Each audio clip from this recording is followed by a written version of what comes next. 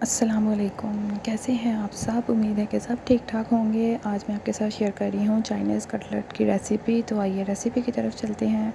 سب سے پہلے میں نے ایک بول میں 1 کپ چکن لیا ہے، اس میں میں نے لہسن ادرک کا پیسٹ 1 ٹیبل اسپون وہ میں نے اس میں ڈالا ہے، اور اس کے بعد چلی ساس اور سویا ساس اور سرکہ وہ میں نے 1 ٹیبل اسپون اس میں ڈال کر اس کو اچھی طرح سے میں نے پھر مکس کر لیا۔ یہ دیکھیں، اس کو اچھی طرح سے جب میں نے مکس کر لیا، پھر میں نے اس میں ڈالا ہے 1 ٹیبل اسپون نمک اور 1 ٹیبل اسپون بلیک پیپر، اور پھر میں نے تھوڑا سا اوریگینو وہ میں نے اس میں ڈال کر اس کو اچھی طرح سے مکس کر لیا۔ اوریگینو آپشنل ہے، اگر آپ کے پاس ہے ٹھیک ہے، ورنہ کوئی مسئلہ نہیں۔ اسی طرح آپ اس کو کر کے اس کو میں نے 30 منٹ کے لیے میرینیٹ کے لیے رکھ دیا تھا، اچھی طرح مکس کر کے۔ اگر آپ نے بوائل کرنا ہے چکن تو بوائل کر کے بنا لیں، لیکن یہ تھوڑا ڈیفرنٹ طریقے سے میں نے بنائی تھے تو اس کا ٹیسٹ بہت اچھا آیا تھا۔ اس کے بعد میں نے 1 شملہ مرچ کاٹی ہے اور 1 گاجر کو میں نے کش کر لیا، اور 1 بند گوبھی تھی چھوٹا پیس، اور تھوڑا سا ہرا دھنیا۔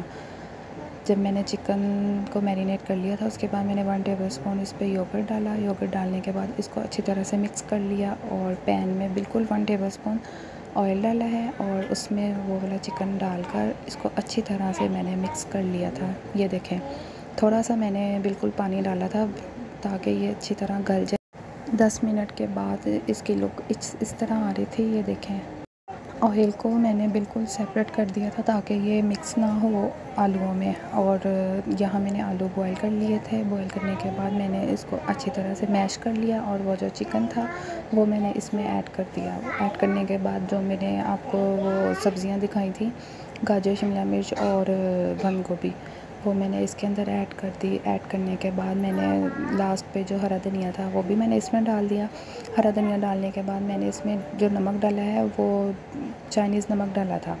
چائنیز نمک ڈالنے کے بعد 2 ٹیبل اسپون میں نے اس میں بلیک پیپر ڈالا، لال مرچ وغیرہ اور جو سوکھا دھنیا گرم کچھ بھی نہیں میں نے اس میں ڈالا۔